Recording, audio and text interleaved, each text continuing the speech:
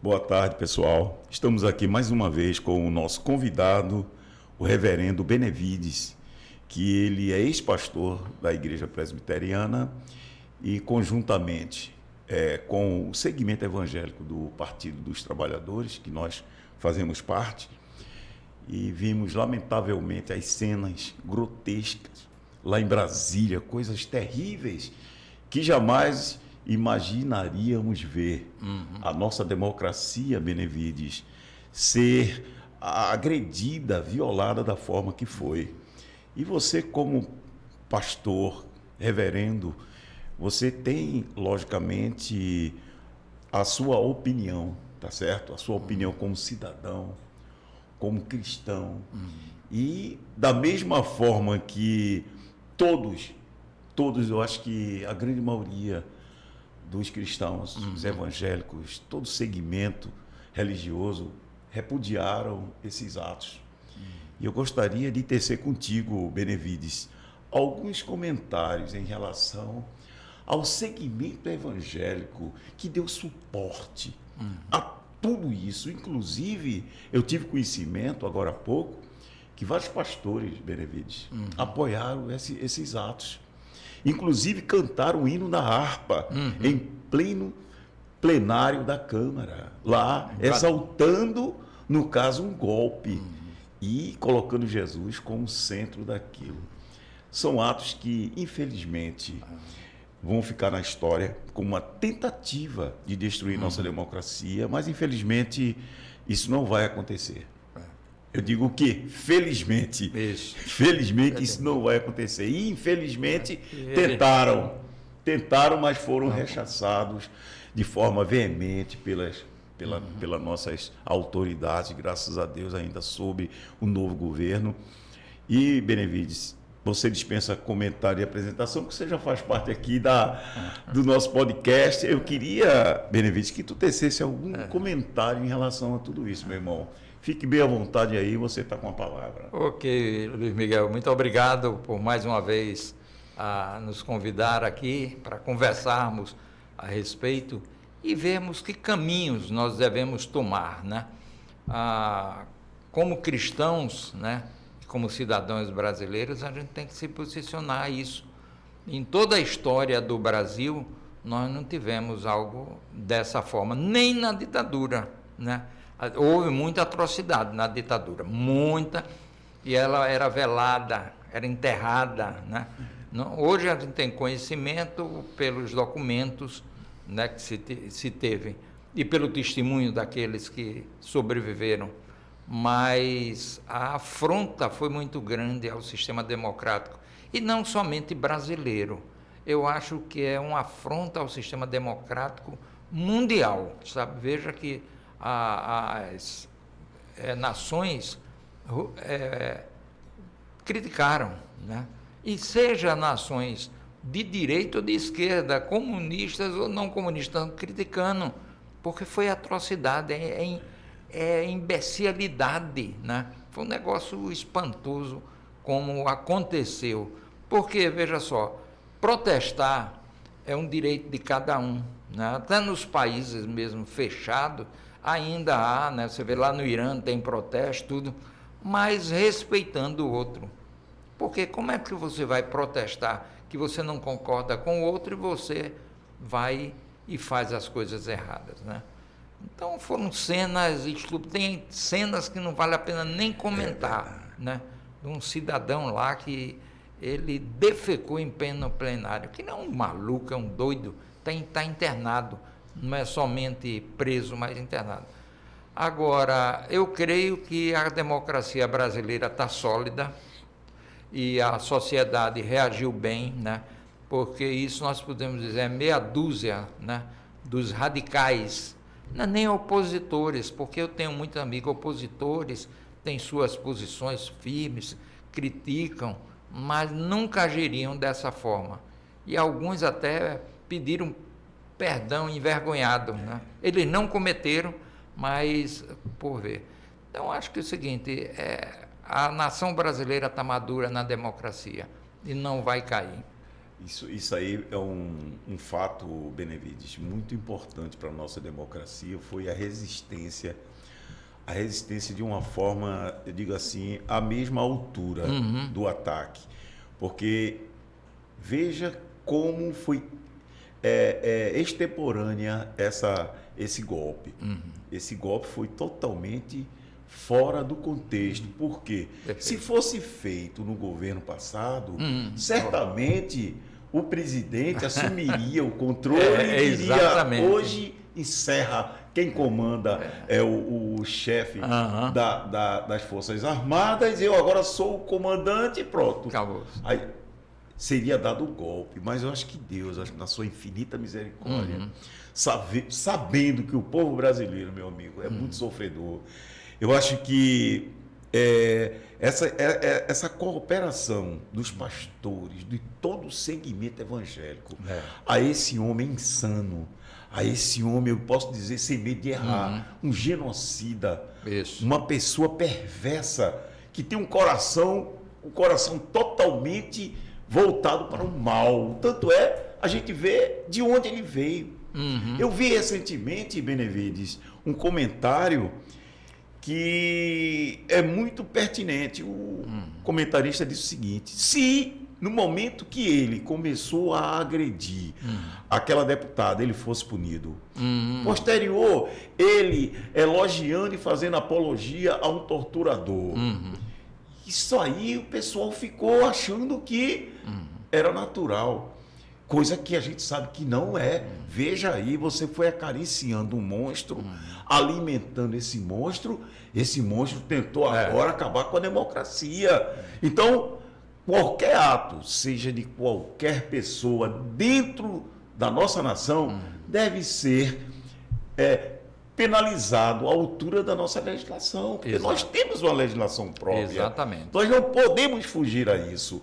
E quando eu vejo autoridades religiosas, pastores, líderes com milhões de seguidores em suas redes sociais, fazendo, incumbindo a esse senhor, que hoje a gente pode chamar de ex-presidente, para que ele exerça o seu poder sobre as Forças Armadas e aplique o golpe, você veja que distanciamento esse pessoal, esses líderes estão da palavra de Deus.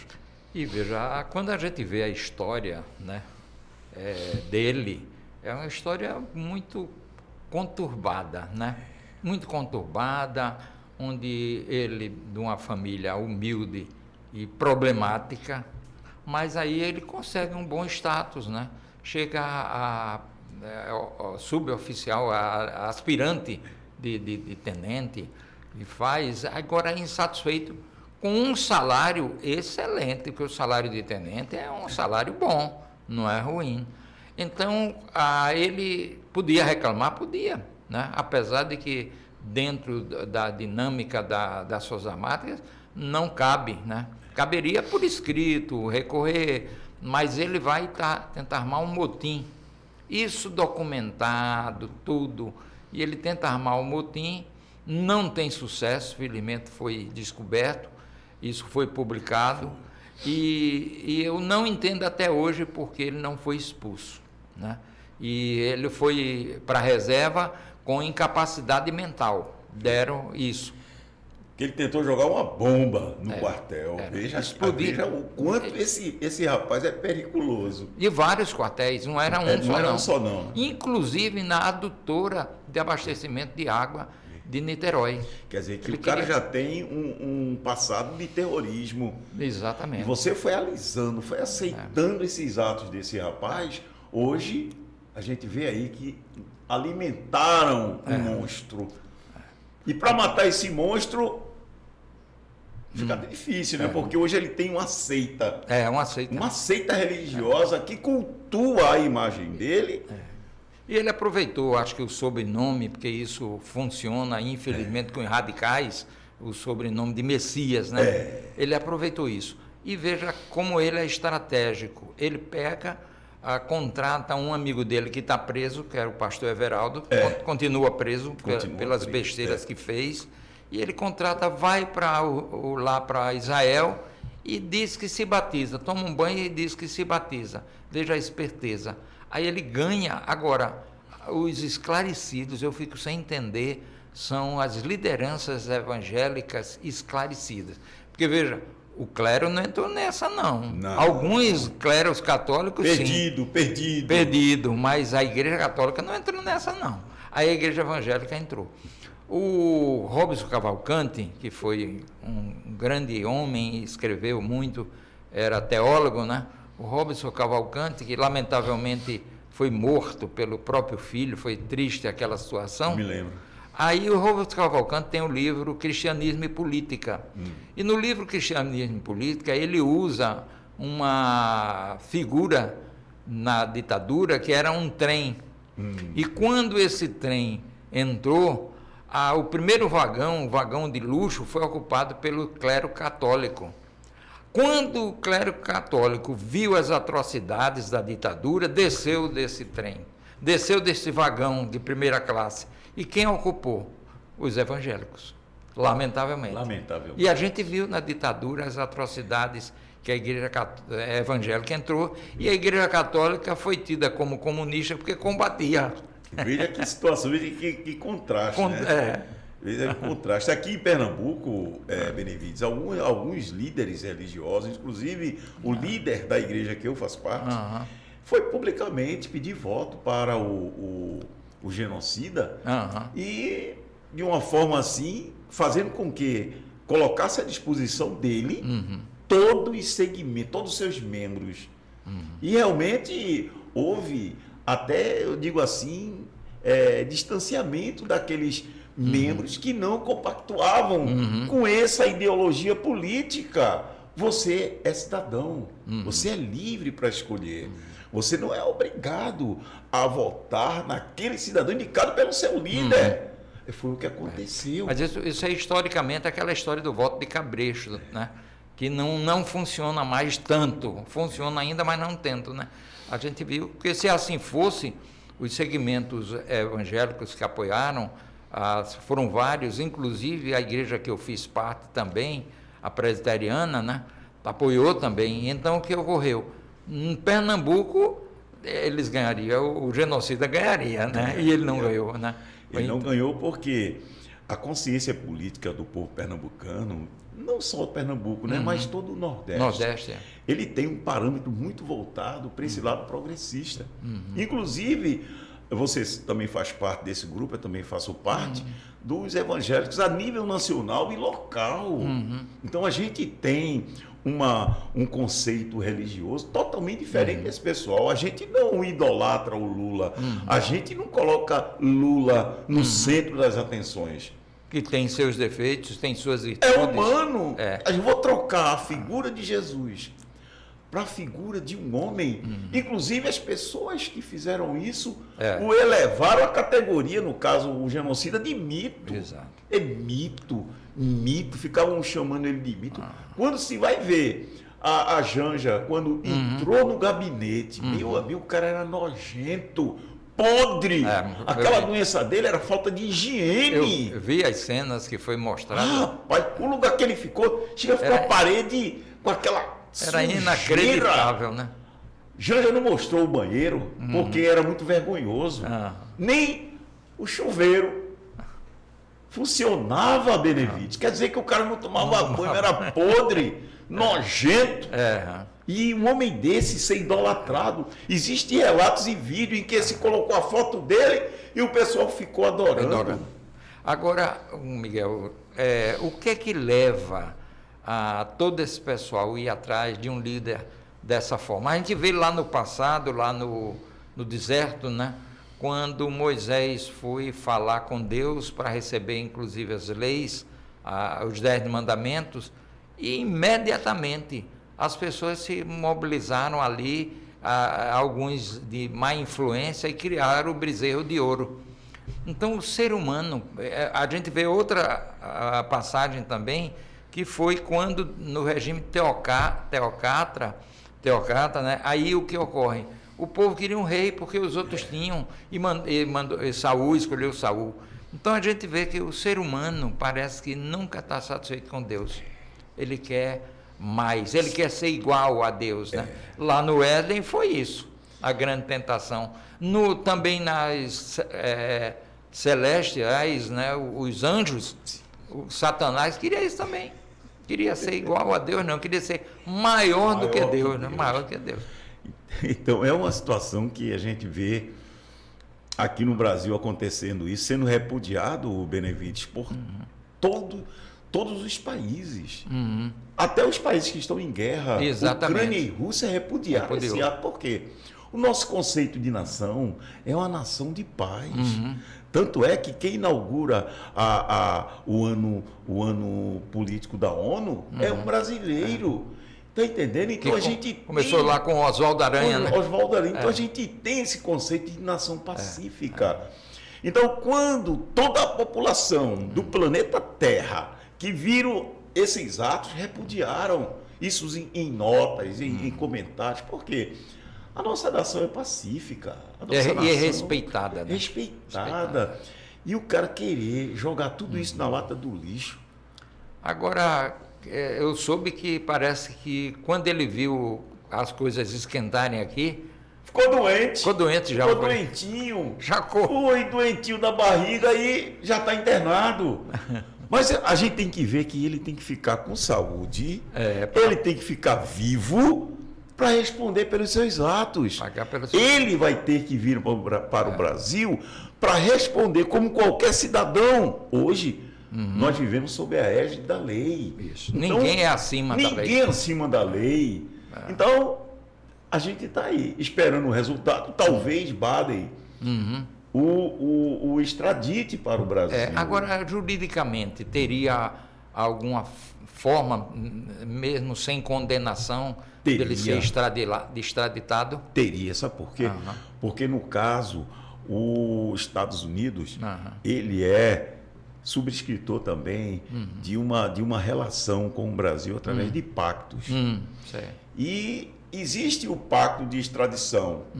Nesse caso, ele sendo investigado, como já fez o senador Renan Calheiros, já pediu que ele venha para o Brasil para responder por esses atos. Caso ele não venha, então o Brasil já pode pedir a extradição dele.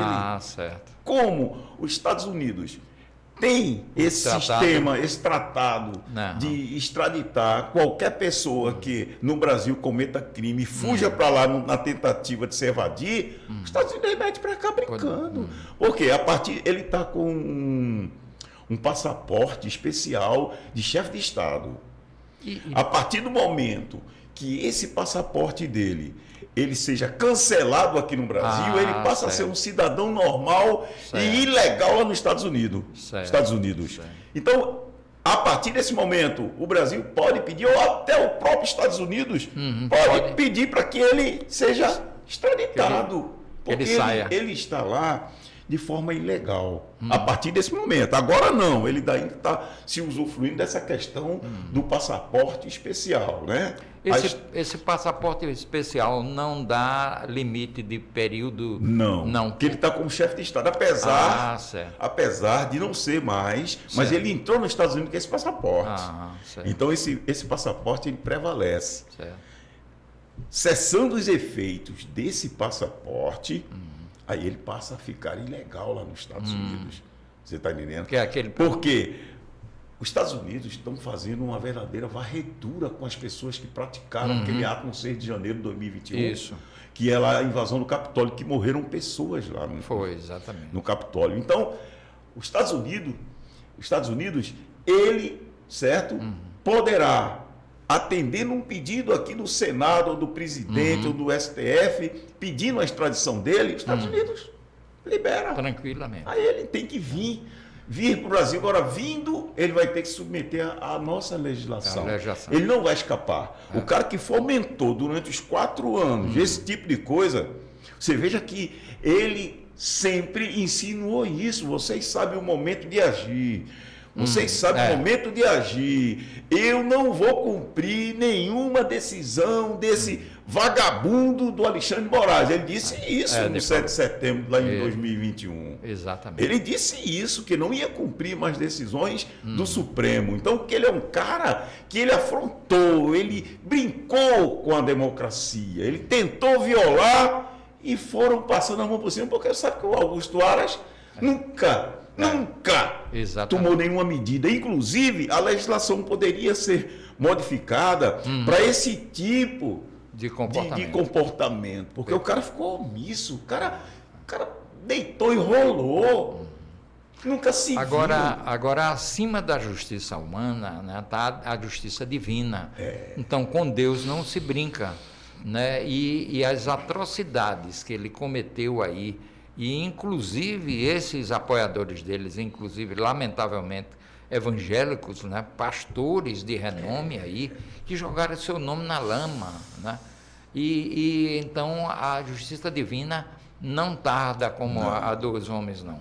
Então, com certeza, Deus vai requerer dessas pessoas. Essas pessoas vão cair no ócio, vão cair no descrédito.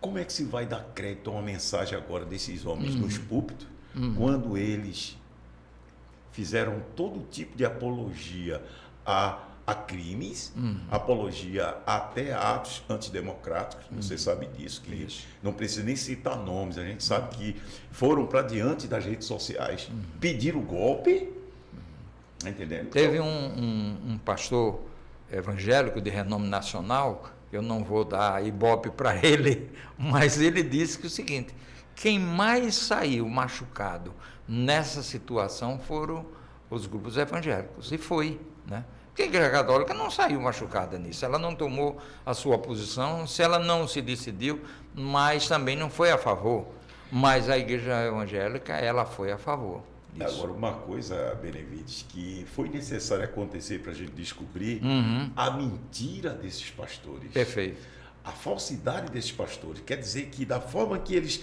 profetizavam, dizendo que o mito deles seria presidente, queria ver agora quem é de Deus e quem não é. Colocaram até isso. Foi.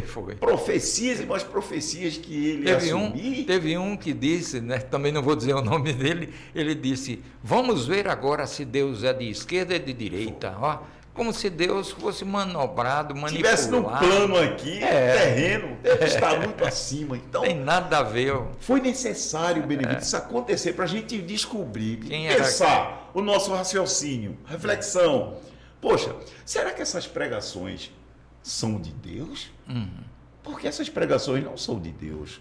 Não tem nada a ver com o Evangelho. Esses homens era necessário serem desmascarados, pedindo dízimo, pedindo dinheiro, cada um rico, os membros pobres. Era necessário isso, essa podridão vir à tona. Para poder vir à tona. Era necessário isso. Porque o Evangelho em si, e Jesus Cristo pregou isso, é boa notícia, é as boas novas, é amor, né?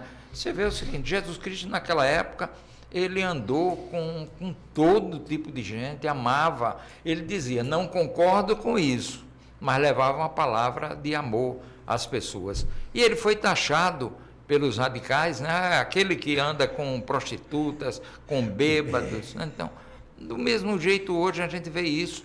E os doutores da lei, né? Aqueles que batiam no peito, desgraçador que não sou como os demais. A gente vê isso hoje, lamentavelmente, essa situação. E isso está se traduzindo, Benevides, no que a gente vê aí. Eram os templos das igrejas, eram palcos para esse tipo de coisa. A primeira-dama fazendo aquelas orações, tudo falsidade. Quando descobriram o passado da mulher, passado triste lá na própria Câmara. E família, né? Toda a família envolvida em tráfico de drogas. Ela foi presa, a família foi presa. Era aquela coisa... Tudo bem, o ser humano pode errar, mas não venha para diante de uma igreja dizer e colocar e julgar as pessoas. Dizer que aquela pessoa não presta, a outra não presta. Quando ela mesma praticou todo tipo de absurdo. Agora, Luiz Miguel, o que é que a gente pode esperar nesse Brasil agora com essa situação e dividido, né? A guerra civil eu não acredito, porque o povo é pacífico, nosso povo, nunca. Tem esses grupos de meia dúzia de radicais, né? Mas você não viu o confronto ali, porque se fosse, haveria o confronto ali, teria instalado. Mas o que a gente pode esperar para um futuro desse Brasil e da nossa igreja cristã, né? O que a gente pode esperar? Olha, eu acho que a igreja tem que rever os seus conceitos. Eu acho que ficou bem claro que essa suntuosidade desses pastores, a riqueza, os pastores envolvidos em corrupção, pastores milionários, pastores vivendo uma vida totalmente fora da realidade. Um deles, inclusive, respondeu na Polícia Federal, não sei o que deu, mas ele tinha recebido R$100 mil de um meliante da Lava Jato. Né? E depois, não, porque foi oferta, isso, aquilo, outro. Então, com certeza, o parâmetro... Agora, o nosso grande povo, o povão, vai pelo emocional e não pela razão, né? E não é diferente, eu costumo fazer uma análise, né, uma exegese da parábola do samaritano. Naquela época, a grande maioria não sabia o que estava acontecendo com o maribundo, coitado, porque não tinha comunicação e mesmo que tivesse, não iria entender. Um grupo menor, que o próprio Jesus Cristo foi quem disse, os religiosos passaram de largo, não quiseram nem saber. De onde veio o socorro para aquele moribundo? De um samaritano. Que era desprezível. O samaritano era considerado um povo desprezível. Era como se fosse a plebe, aquela coisa que você não tem nenhum valor. E dali veio o socorro. Era a escória, né? A escória da sociedade. Inclusive, alguns judeus não falavam nem com o samaritano. Você vê aquela questão da mulher, que ela se espantou porque Jesus, sendo judeu, foi falar com ela. Diz, como tu sendo judeu, fala comigo, samaritano. Quer dizer que hoje a gente vive, infelizmente, em castas. Existem castas que são paupérrimas lá embaixo. Você pode observar aquela elite, não se mistura com aquela plebe, não se mistura. Você vê um grupo que era muito rejeitado pela situação, era o MST, não é o MST. No entanto, o MST hoje é uma base, eu vi eles fazendo doação, toneladas de alimento para as pessoas necessitadas. A cultura familiar, né? A agricultura familiar. Então, a gente vê também um outro grupo que era muito desprezado, os favelados. Então, organizaram a CUFA, né? A CUFA. Doam milhares de cestas básicas. Exatamente. Então, o maior socorro não veio para o nosso povo, para o maribundo, para o sofrido, para o pobre ali. Quem foi o samaritano? Foi justamente essas pessoas rejeitadas. Agora, engraçado, Jesus, conhecendo o coração deles, Benevides, disse aquela bela frase: são como sepulcros caiados. Aí eu te faço uma analogia agora. Esses grandes religiosos poderosos, a gente vai e vê a questão de Flor de Lis. Pois é. Veja que tristeza, né? Quer dizer que existe hoje essas igrejas que são midiáticas, essas igrejas grandes, poderosas, por trás é aquele retrato de Flor de Lis. É a mesma coisa. É sexo, é homossexualidade, é tudo. Corrupção. Tudo que você pode chamar de carniça, porque o sepulcro caiado é isso. Exatamente. Por fora todo bonitinho, ornado, e por dentro podre. É o que se tem. Aqui em Pernambuco se tem lideranças assim também. Aquela aparente santidade, aquela coisa suntuosa, mas por trás é adultério, é pedofilia,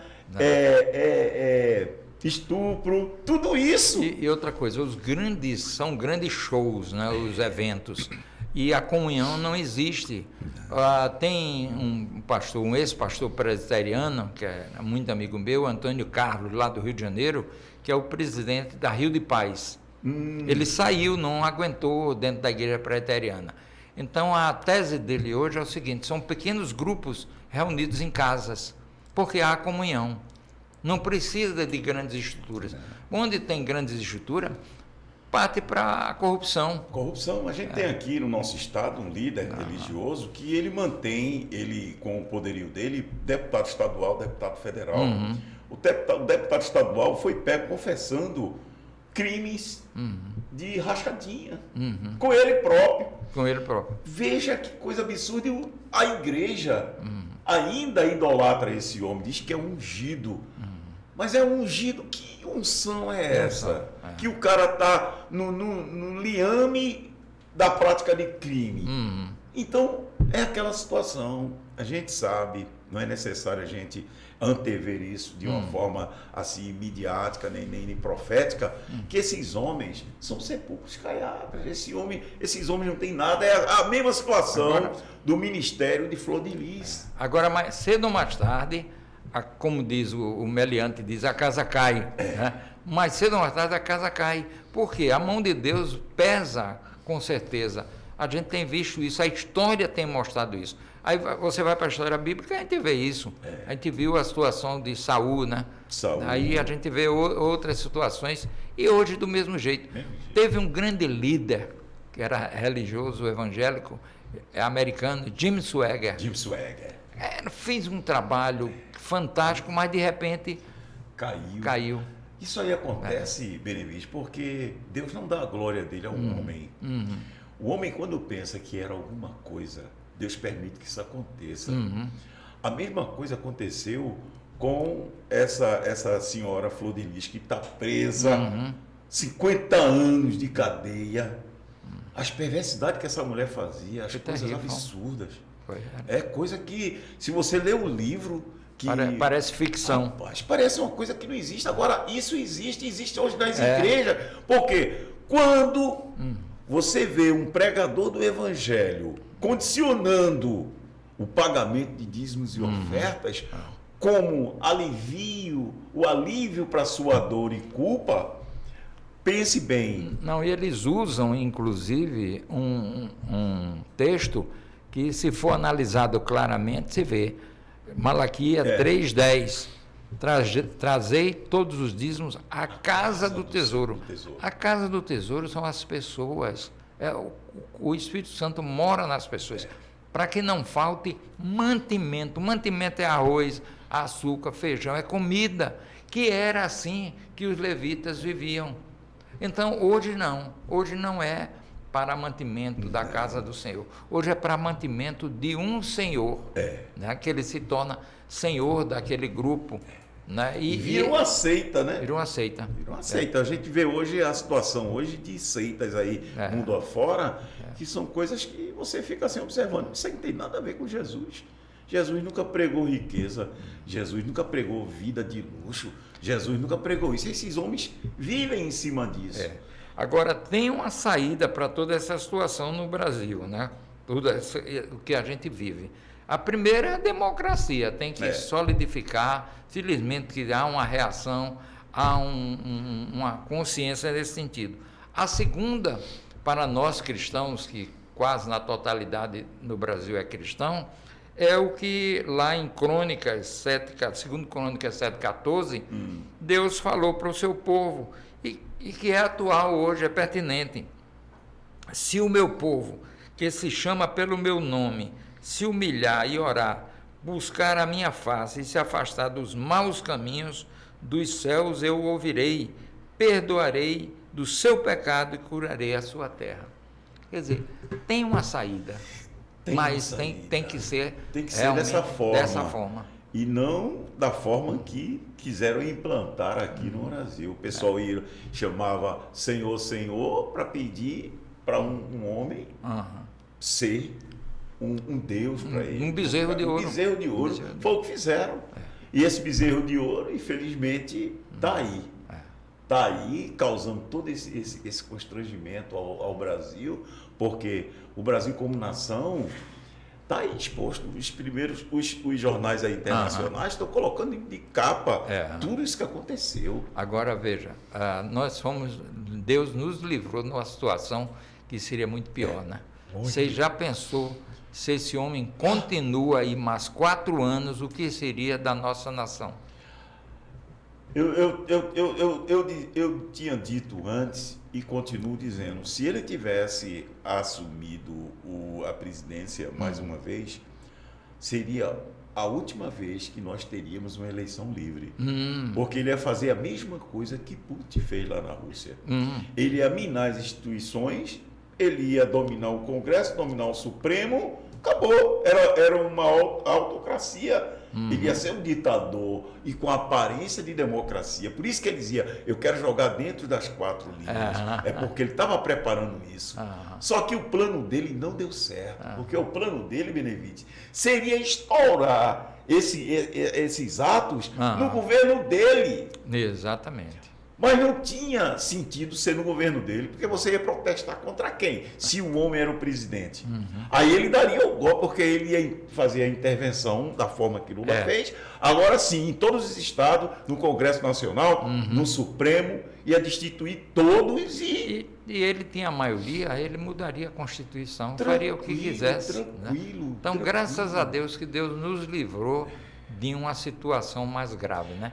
E como diz o ditado, há males que vêm para bem. Ainda bem que essa situação aí ocorreu logo no início, porque senão poderia ficar feito fogo de monturo, devagarinho, ia corroendo.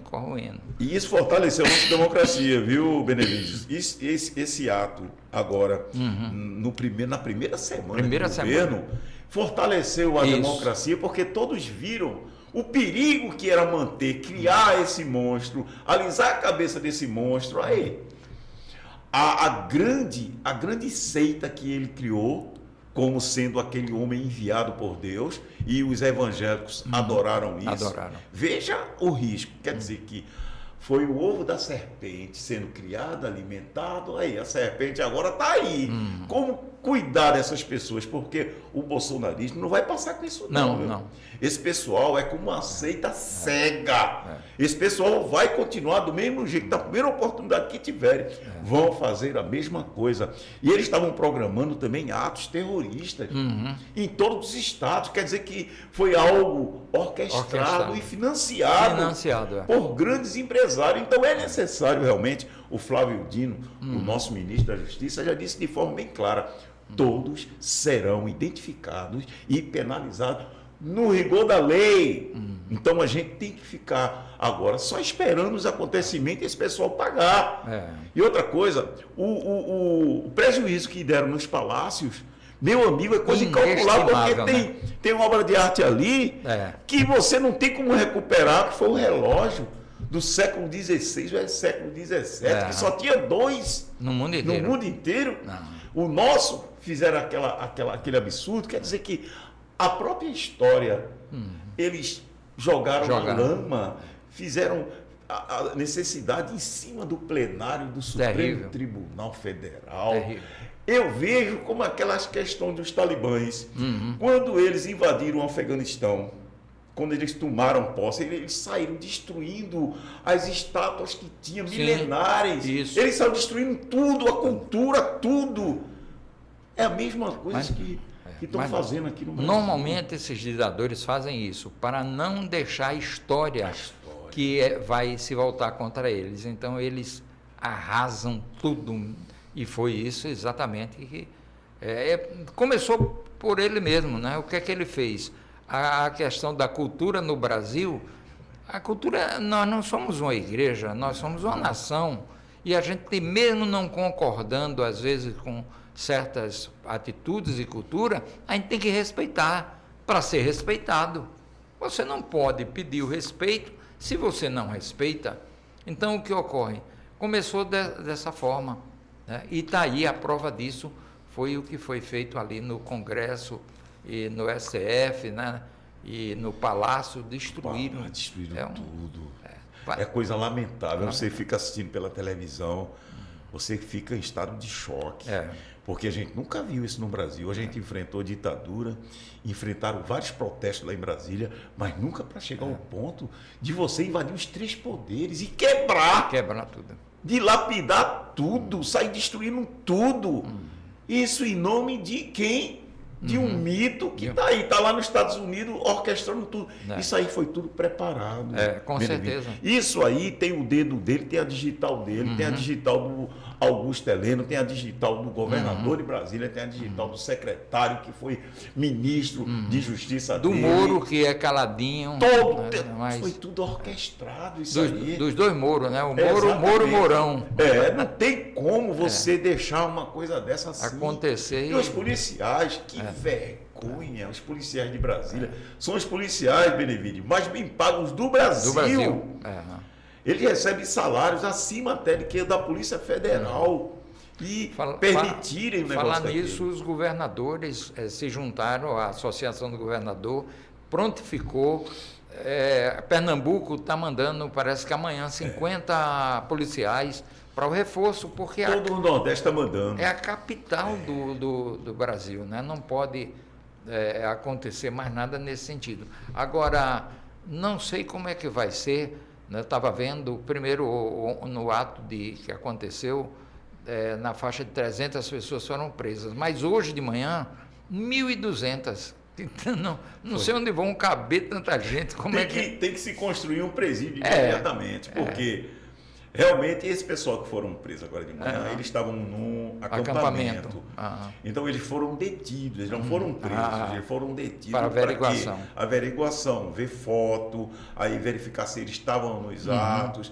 Se que fizerem crime, esse cruzamento. Que crime cometeu, né? Aí eles ficam já presos lá. Do contrário, são liberados, porque tem condições de você tanta gente. dar um suporte à penitenciária para a chegada de 1.500. E o restante que já tem lá, vão dormir aonde, vão se alimentar onde, não vai ter como. Então, você veja que a grande maioria dessas pessoas são pessoas da inativa, do pessoal inativo do Exército, da Marinha, da Aeronáutica, são servidores que estavam comissionados, são parentes. Que não queria perder a boquinha. Estão lutando por isso, porque a ideia fomentada por Bolsonaro era a seguinte: vocês praticam o caos, as Forças Armadas vêm para manter a ordem e eu assumo. Tá entendendo? Que loucura! Isso nunca ia acontecer. Por quê? Porque a gente vive numa democracia. Por mais, eu digo assim, por mais sonhador, por mais um presunçoso, para chegar ao ponto de imaginar que isso aí daria certo, coisa maluca, fora da realidade. Não tinha como isso dar certo. Então, o golpe dele falhou. E agora é interessante, não sei se você percebeu, que toda aquela equipe dele não se fala. O Moro mesmo, ninguém sabe onde é que está o Moro, né?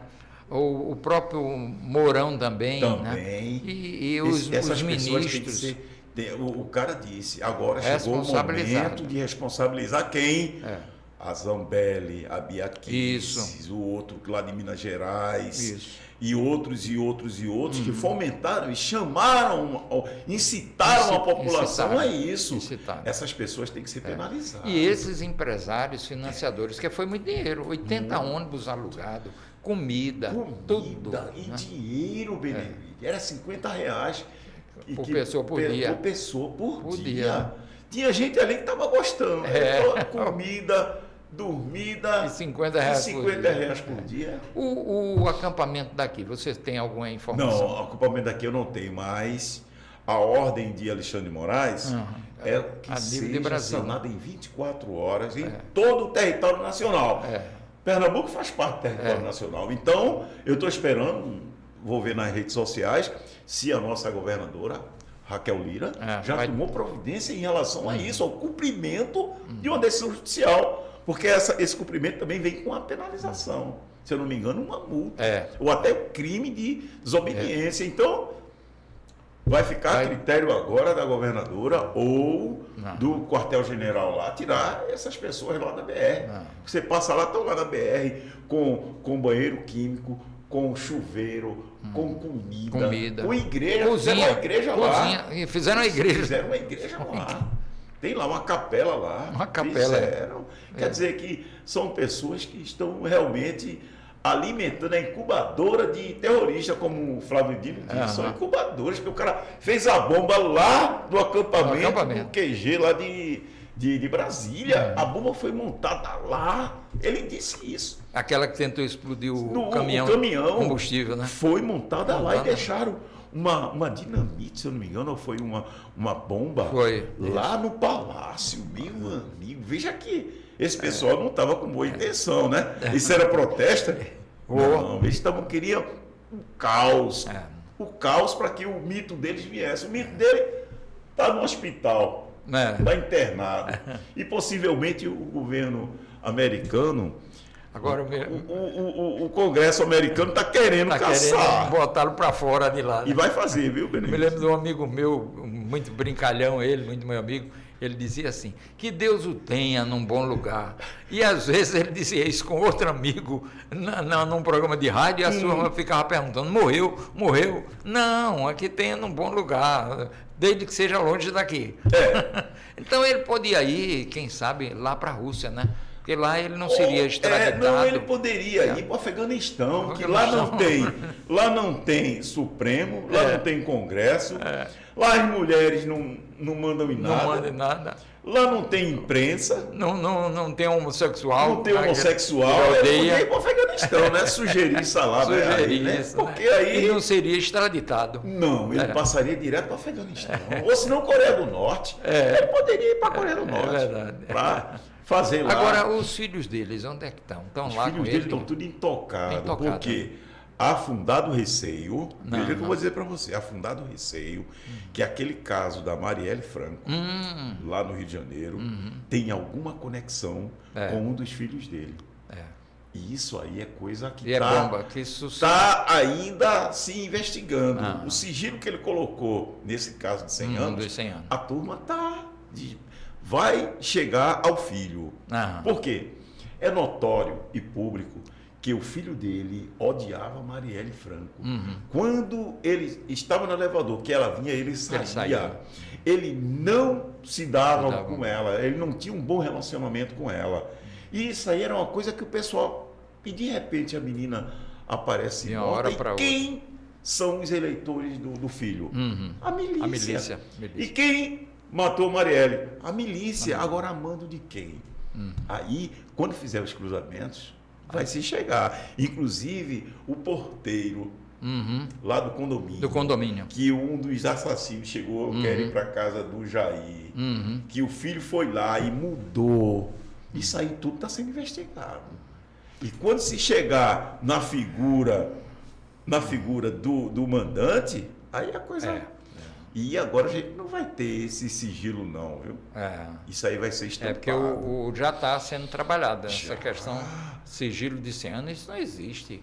A questão da segurança, logicamente, de um estadista, tem algumas coisas que precisam ser resguardadas, mas sigilo de bandidagem, isso não pode acontecer, rapaz. Olha outra coisa. A gente tem uma imprensa livre. A gente tem uma imprensa livre. Não essa imprensa que... Essa Rede TV, Jovem Pan, meu amigo, aquilo era para dizer... Era para ser uma Rede TV bolsonarista mesmo. Ou aquela... Extrema direita, Benevides. Não é direita, não. A direita brasileira é maravilhosa. Fernando Henrique Cardoso, tem muita que oposição maravilhosa. Que governo maravilhoso. E lúcidos, né? Lúcidos. Agora, você tem que saber. Agora... Extrema direita, você colocar e mentiras, mentiras. Você colocar um secretário de cultura, onde ele faz apologia ao ministro das comunicações de Hitler, ele colocou o mesmo sistema, colocou atrás o quadro, colocou a mesma indumentária e o mesmo discurso de Goebbels. O mesmo discurso. Então, como é que você pode botar um homem desse na cultura? Como é que você coloca esse pessoal de extrema direita, olavista, para conduzir o Ministério da Educação Exterior? Não, e os cortes? Ele sucateou educação, saúde, cultura, sucateou tudo, né? Você vê a questão das vacinas, a gente ainda está com dificuldade justamente porque não foi preparado, né? Então a gente tem hoje, muita gente acha que foi resolvido, mas nós temos 50% da população ainda que não tomou, né? Então, agora você veja Benevides, como é importante o posicionamento de um líder. Veja, ele era considerado um líder de extrema-direita, ele orientou a população, os seguidores dele a não vacinar. Então você veja, a grande parcela da nossa população ainda não foram vacinadas. Crianças deixaram de ser vacinadas, não porque elas queiram, mas porque os pais eram seguidores dele e não vacinaram. Até a polio está voltando. Doenças que já foram erradicadas do Brasil estão voltando, porque veja a liderança como tem uma influência. Da mesma forma que foi para as vacinas, foram para causar o tormento e o caos. Ele fomentou isso na sociedade, esse ódio. Era uma forma moderna do que o nazismo fez, né? Exatamente. Que era a eliminação daqueles da raça pura, né? Então, esses grupos se acham superiores, o que também lá na época de Jesus Cristo, o próprio que bateu nos peitos e disse, graças dou que não sou como os demais. Então eles se acham superiores. À sociedade. Mas isso não podia dar certo, porque a gente já viu no início, o cara quando assumiu, ele assumiu, veja bem, erradicar os petistas, erradicar, acabar. Eles queriam realmente acabar com o partido. Numa fala dele, ele disse que na ditadura devia ter sido morto uns 30 mil. 300 mil. Mas vai morrer inocente. Que morra inocente. Ele disse isso. Quer dizer, é um psicopata. Quer dizer, o cara que recebe uma sobrinha lá do nazista no palácio, isso. Uma mulher de extrema direita da Alemanha, ele recebe lá e ele se vangloria dizendo que parece que tinha um avô no passado dele que foi soldado nazista, quer dizer que ele tinha prazer de dizer essas coisas. Então a gente sabia o lado dele obscuro. E a pessoa vai soltando até em ato falho. Até em ato falho ele vai soltando isso. O extremismo dele. Ele era um cara de extrema direita. E ele disse isso numa reportagem muitos anos atrás, quando era deputado, que ele disse assim, se eu chegar no poder, no outro dia eu dou um golpe. Ele disse isso. Isso, eu vi numa fala. Agora, se alimentou um monstro? Não. Um monstro que queria engolir a própria democracia. E quase chegou. Um pouco mais, né? Porque, olha, eu vi uma reportagem agora que quando aquele diretor-geral da PRF, Polícia Rodoviária Federal, foi intimado por Alexandre de Moraes para ir ao gabinete justificar porque estava fazendo as blitz nos locais onde estava ocorrendo a eleição. Você sabe como ele compareceu? Ele compareceu com em torno assim, de uns 10 policiais fortemente armados. E ele entrou no gabinete, os policiais ficaram fora, ele queria intimidar o Alexandre de Moraes. Aí Alexandre de Moraes disse para ele, em 24 horas, se você não tirar, você vai ser preso.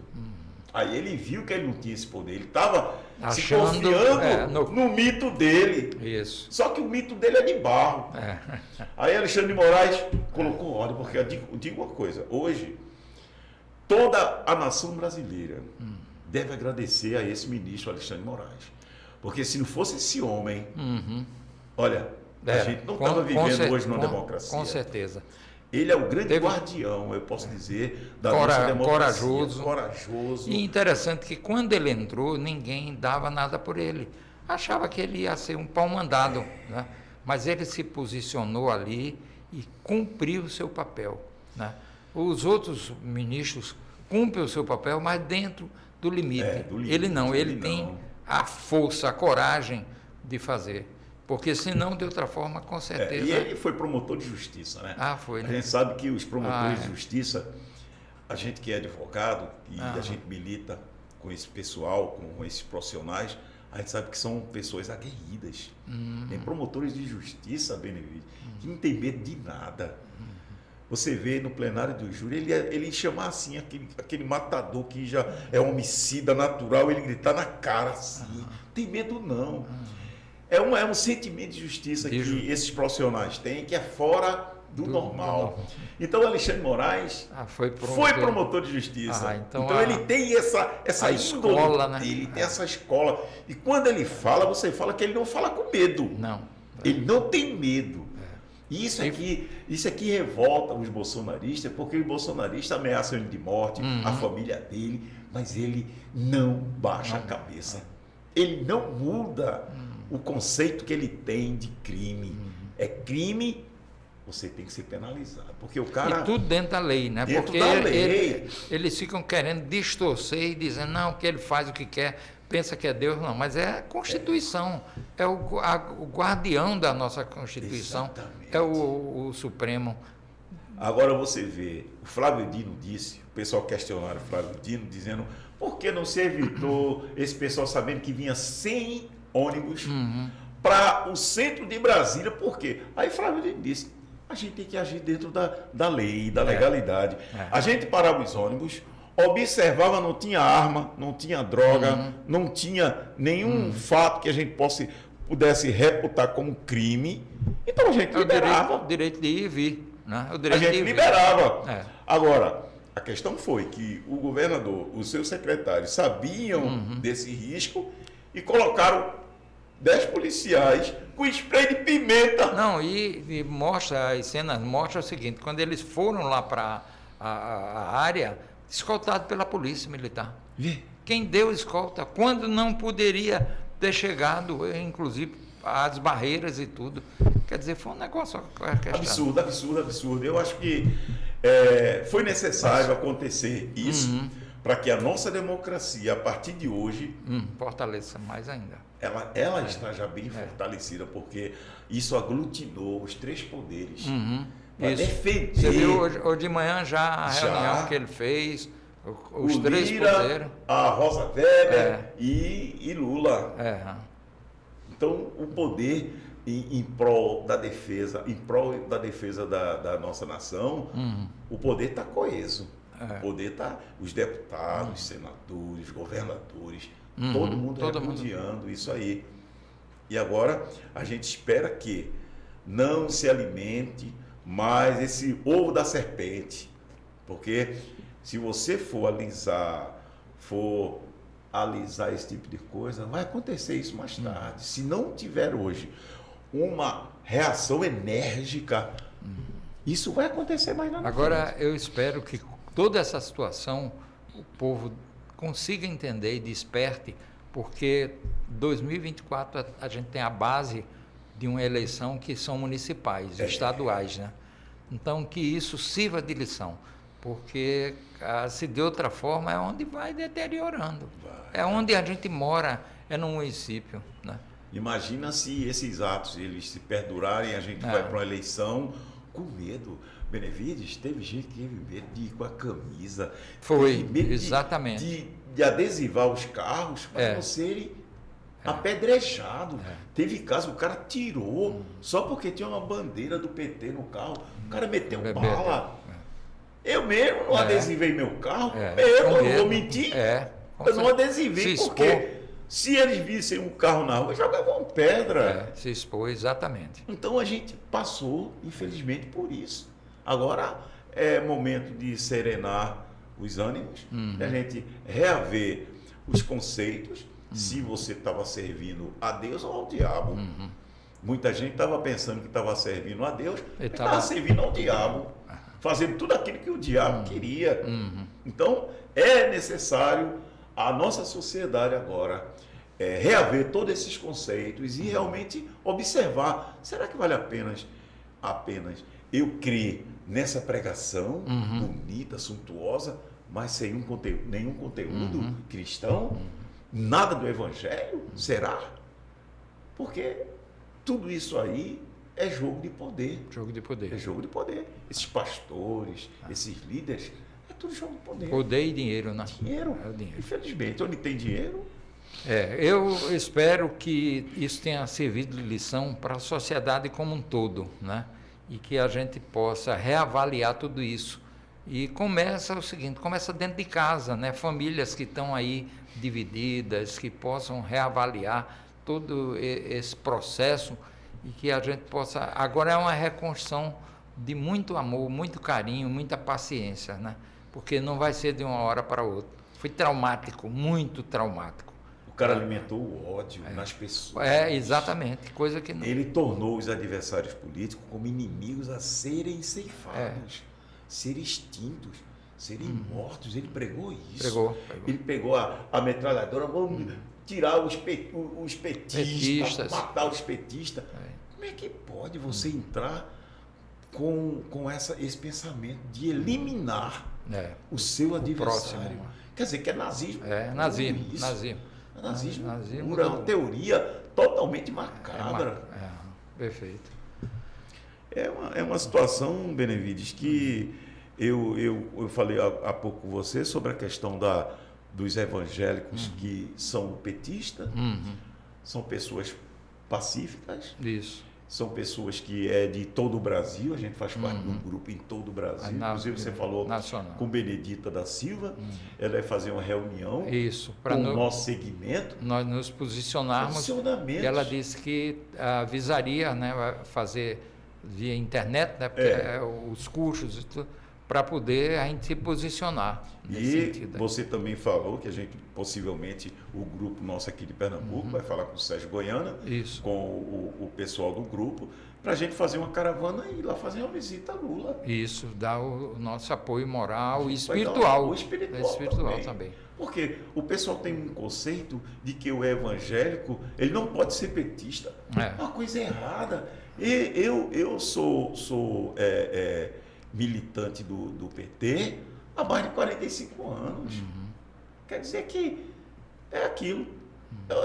Não, e outra coisa, quando você condiciona que você é cristão por fatos, você anula o sacrifício de Jesus Cristo. Quer dizer, a salvação não é porque eu sou, não sou isso ou aquilo, mas é porque crê em Jesus Cristo. Exatamente. A questão partidária, política ou profissional é uma opção pessoal. Né? Tem nada a ver. Tem nada a ver. É aquela questão. A gente que é do segmento sindicato, eu trabalhei no sindicato desde o primeiro emprego que eu tive, e desde esse momento que eu tive contato com o pessoal de esquerda, que sempre foi de esquerda, mas não me deixou mudar o meu conceito de evangelho, não me deixou colocar alguém no lugar de Jesus. Não. E você veja que Jesus Cristo, por exemplo, se viesse hoje com as mesmas linhas do que ele pregasse, com certeza era taxado de comunista, de terrorista, né? Mas é isso. Eu espero que a Benedita da Silva marque logo isso para a gente também fazer aparecer a nossa. A gente já fez um culto lá no sindicato, certo? Um culto que o pessoal do partido que é do nosso grupo, com certeza vai marcar outros cultos. E a gente precisa mostrar que esse pessoal de extrema direita não pode roubar o evangelho para si dizer, não, só nós somos os representantes do evangelho. Não, eu sou de esquerda e também pratico o evangelho. Isso aí que é o bom. Né? Então, Benevides, eu agradeço muito, meu irmão, você vir aqui para participar desse bate-papo. Eu falei, deixei no zap de Sérgio, para Sérgio vir também, com, no caso, o pastor Saraiva, outros pastores, o pessoal do grupo, para que a gente coloque isso aí em evidência, para a gente estar combatendo esse tipo de coisa. Essa agressividade, esse ódio, é momento de desarme. É momento de você tirar todo o sentimento de vingança, de ódio, e continuar a vida normal. Você vê, tem maior testemunho do que Lula, né? Passou 500 e tantos dias, né? Podia ter um sentimento de revolta. Não, ele disse não, é de construção. E outra coisa, com a idade dele, ele não precisava mais estar na política, não. E ele disse, eu estou por causa do povo. E felizmente que ele está por causa do povo, né? A gente tem que agradecer a Deus. Agradecer a ele, porque ele era o único que tinha condições de derrotar esse genocida. Exatamente. Era o único. Nenhum outro poderia fazer isso. Verdade. Então, a gente tem que ser grato porque ele salvou a nossa democracia junto com Alexandre de Moraes. Isso. Alexandre de Moraes foi um guerreiro que esse homem vai ficar na história. Com certeza. Esse homem vai ficar na história como um dos defensores da nossa democracia, assim como Lula. Então, Benevides, eu quero te agradecer aí pelo comparecimento, por esse bate-papo que sempre a gente vai ter aqui. De vez em quando eu vou lá, bora, Benevides, vem Estarei aqui. sempre às ordens, viu? Porque a gente, afinal de contas, é um pouquinho que a gente dá de contribuição para esclarecimento, esclarecimento que o povo pessoal entenda. E também de não entrar na ideia desses homens religiosos de que eles representam todos os evangélicos. Não. Esses líderes, você veja que eles estão cada vez mais e vão caindo, envolvidos em corrupção. Se envolvem, mas vão caindo, né? Você vê aí já vários. A justiça de Deus não tarda. Não tarda. E é como o porco que volta ao seu ladaçal. É o que acontece com esses homens. Tá bom, meu amigo? Então eu agradeço imensamente. Eu quero agradecer também aos inscritos do canal, que estamos retornando agora em 2023 e trazendo aí entrevista como do nosso reverendo Benevides e de outros e outros também que virão aqui. Eu quero agradecer imensamente aos inscritos e se inscrevam no canal para que o nosso alcance seja mais difundido. Viu, Benevides? Faça as suas considerações finais aí. Obrigado aí, Luiz Miguel, e também a todos vocês. E propaguem as ideias, o amor, né? O amor de Deus, o amor de Jesus Cristo. E a gente precisa de uma sociedade mais justa e que a gente possa amar ao próximo como a si mesmo, como Jesus Cristo disse. Você não ama ninguém ao próximo se você não se ama, então você tem que se amar primeiro. Então, obrigado e estaremos sempre às ordens aqui. Deus o abençoe e a todos aqueles que nos escutam. Amém, amém.